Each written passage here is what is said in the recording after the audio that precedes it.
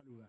¿Qué tal? Buenos días, Darío. Bueno, tremenda presentación que me ha hecho, pero bueno, acá Por estamos. favor, doctor, gracias.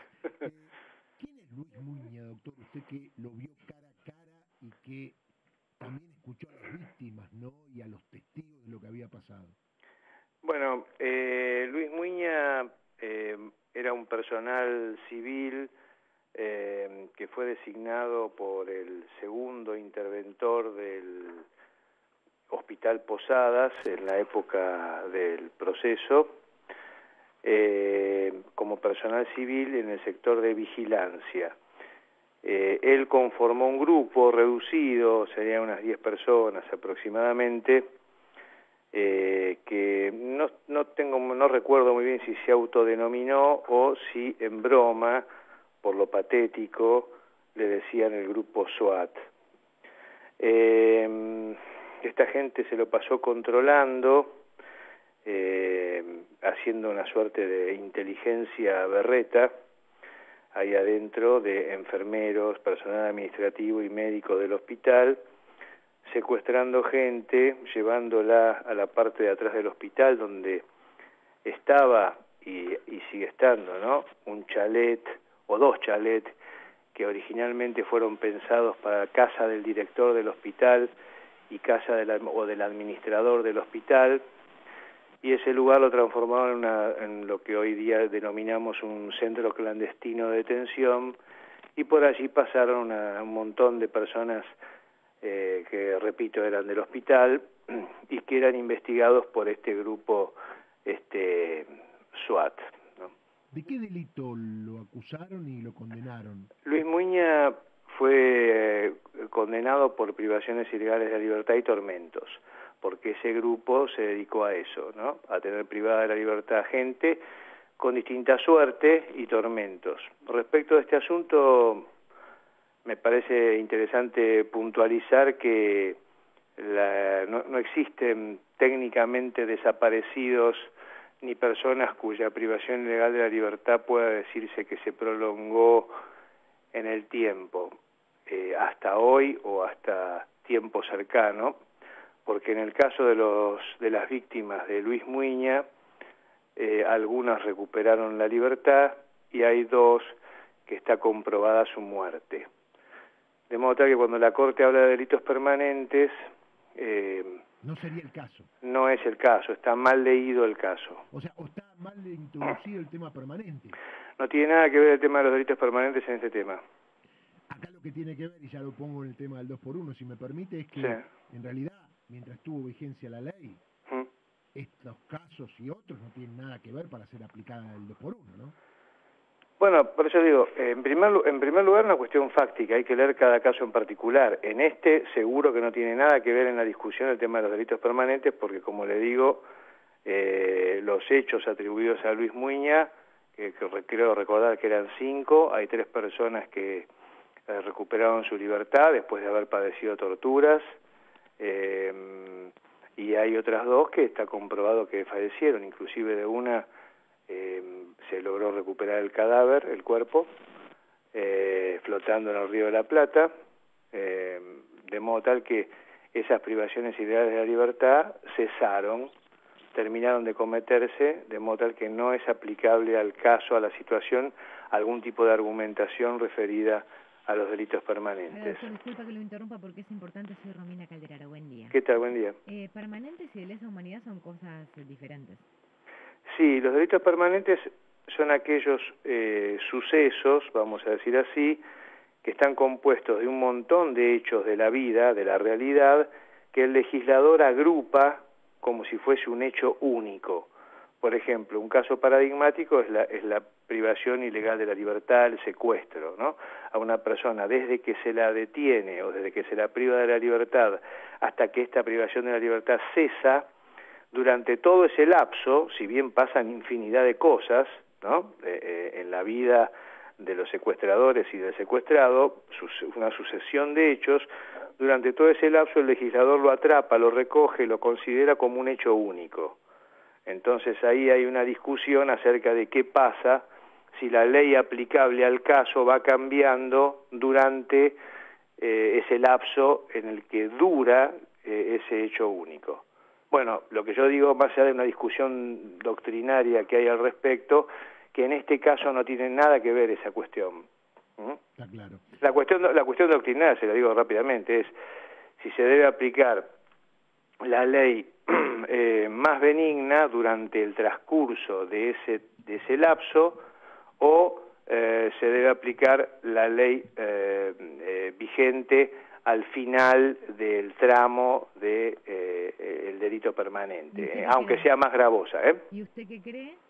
No, que se debe aplicar la ley previa al hecho. Es decir, es más, en este caso se hizo, la ley penal más benigna se aplicó en este caso a Muiña, no ahora, cuando se dictó sentencia, porque se le aplicó el delito como estaba redactado al momento de los hechos, antes del 76, que tiene una pena menor, esas privaciones de la libertad y los tormentos tienen una pena menor en aquella época que la que tienen ahora. Claro.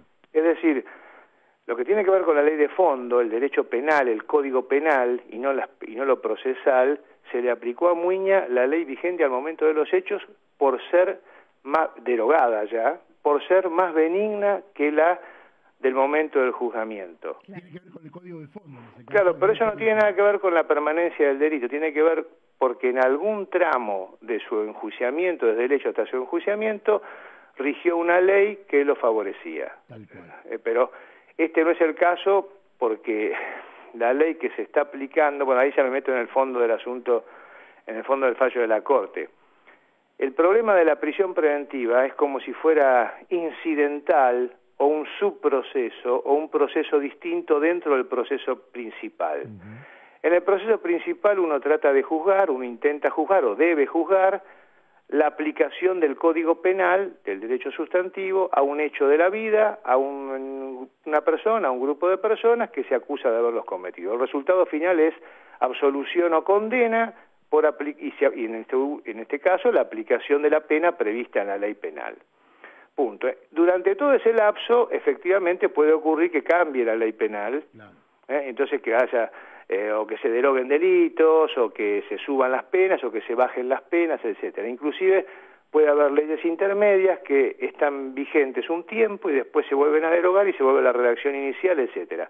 En todo ese lapso, en cuanto a la pena, en cuanto a lo que es la configuración del delito, el problema de fondo del proceso penal, el problema que se ventila en el proceso penal, se debe aplicar la más beneficiosa para el procesado. Pero esto no es lo mismo, esto no puede ser trasladable automáticamente a un montón de subprocesos que hay dentro de un proceso penal. Uno de esos incidentes o de cuestiones colaterales del proceso penal es el tema de la cuestión de la libertad ambulatoria de los imputados durante el proceso, la prisión preventiva o la excarcelación. La decisión acerca de la excarcelación o de la prisión preventiva o de la aplicación de alguna otra cuestión accesoria al proceso, o que no constituye el objeto principal del proceso, se puede regir por otros tiempos procesales. O mejor dicho, se rige por... De hecho, mire, le voy a poner un ejemplo muy burdo.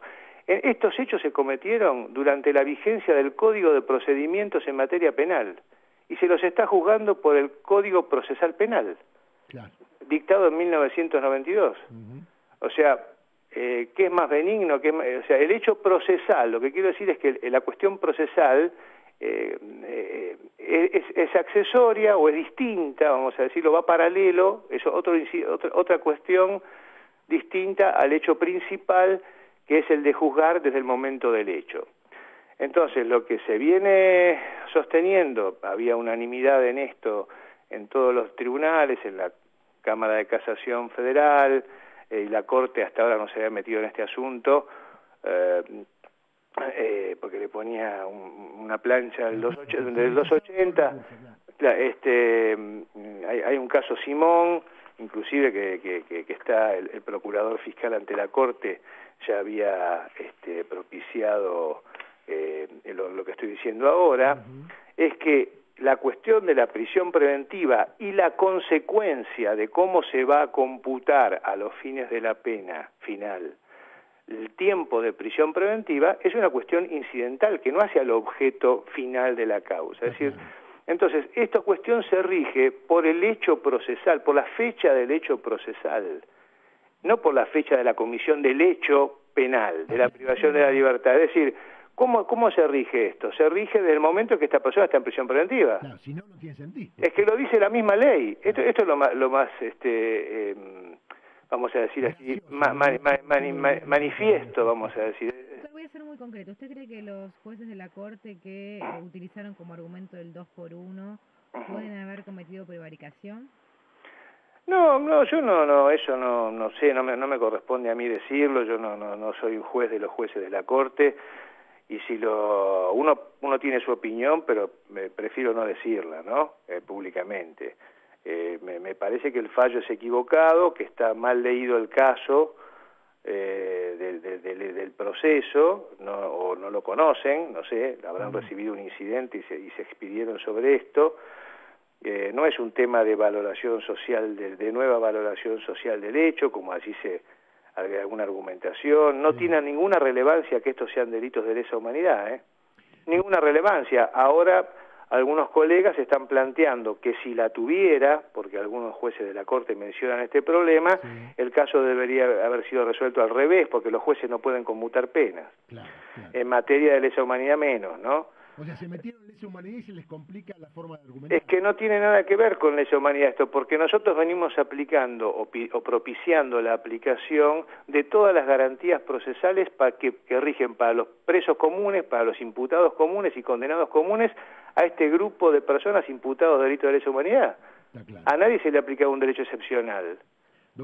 Este es el problema. A ver, supongamos que un secuestrador, ahora que está de moda una película de El Clan, ¿no? Supongamos que uno de esos secuestradores comete un hecho antes de la vigencia de la 24390, el 2 por 1, ¿no? Sí. Bueno, pasa el tiempo, se dicta una ley del 2 por 1. Sigue pasando el tiempo y a esta persona no la encuentran, está prófuga, no la encuentran, no la pueden detectar. Se deroga la ley del 2 por 1 y ahí después de eso la encuentran y esta persona comienza a cumplir prisión preventiva. El hecho, supongamos, no está prescripto porque hay actos interruptores de la prescripción, etcétera, etcétera. Bueno, muy bien. Entonces la pregunta es, ¿usted le va a aplicar el 2 por 1 a esta persona? ¿A un secuestrador común? Bueno, esto sería interesante saber qué opina la Corte de esto. Claro. Ah, bueno. Porque... es interesantísimo lo que está diciendo. ¿Por qué no? A ver, ¿por qué no? Yo seguí el caso que estaba... Por la misma razón que le dije antes, porque no estuvo en prisión preventiva. Lo que rige la ley 24390, hoy derogada, lo que regía, es la prisión preventiva. Y esta persona no estuvo en prisión preventiva bajo su vigencia. Durante su vigencia. El momento en el que estuvo, queda clarísimo. Doctor, nos encantó esta clase de derecho. Bueno, pues, temprano, pero impresionante. No, después hay algunas cuestiones que son que dejan un sabor amargo, ¿no? Porque en el caso del Hospital Posadas es un hecho horrible. Todos los hechos de esta naturaleza son horribles, pero en tiene algunos rasgos de patetismo, ¿no? Inclusive hay un informe, yo recuerdo que hay un informe del propio Servicio de Inteligencia del Ejército, realizado durante esa misma época, ¿no? No es el Servicio de Inteligencia del Ejército de la época post-dictadura, que explica la barbaridad que hicieron al tomar este hospital y al intervenirlo. Una locura, ¿no? Una locura. El propio Servicio de Inteligencia del Ejército dice que se equivocaron mal, que no siguieron... y después han torturado personal civil, médicos, dejaron sin servicios al hospital, con una idea descabellada de que allí había quirófanos clandestinos, o que se escondían armas, o que operaban a subversivos, cualquier cosa. Y después, bueno, a ver... por estos hechos, por ejemplo, el caso de Gladys Cuervo, lo recuerdo perfectamente bien. Usted estaba ahí, claro.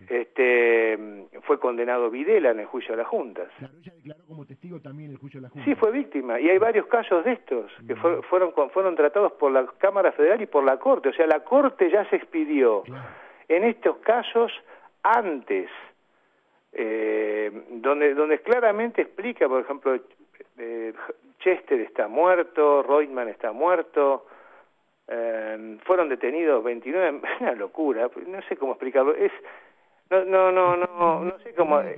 ¿Cómo? Está indignado jurídicamente y como No, ser humano. bueno, indignado trato de uno de, ya tengo el cuero duro, pero o sea, es la aplicación de una ficción jurídica a un caso de la realidad al que no debe ser aplicada esa ficción.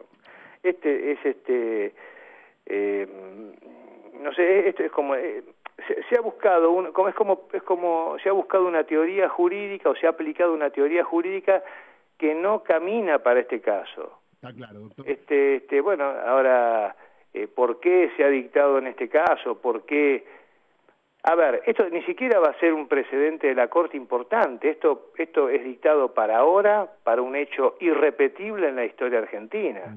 No es que han creado la teoría de la real malicia, o han creado la teoría de que no se puede aprovechar prueba ilegal en un proceso penal, o de cómo tienen que ser los allanamientos de un estándar jurídico. Esto termina, porque será o no aplicable a un grupúsculo de imputados y condenados, que estaremos hablando de un par de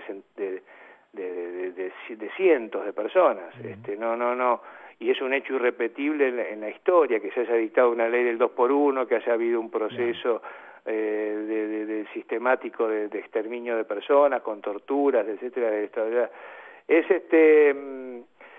Y además es muy fuerte, ¿no? Es muy fuerte el tema de que a una persona que por eso ha tenido tanta repercusión, ¿no? A una persona que se va a aplicar a un grupo de personas, o que se predica que se aplique a un grupo de personas, que terminan siendo que buscan una excepción en la aplicación de un proceso, un beneficio. Se benefician o pretenden beneficiarse de un estado de cosas o de un proceso, de las normas jurídicas, cuando a ellos no les corresponde, ¿no? Este es el problema que está detrás, ¿no? Doctor, pero bueno. Le agradezco porque tengo las noticias, ya no hemos bueno, pasado 4 minutos. Le agradezco mucho, un día lo vamos a invitar acá a tomar un cafecito y bueno, hablamos de derecho. Bueno, muy bien. Hasta luego. Muy útil. Chao, un abrazo. Chao. Muy útil.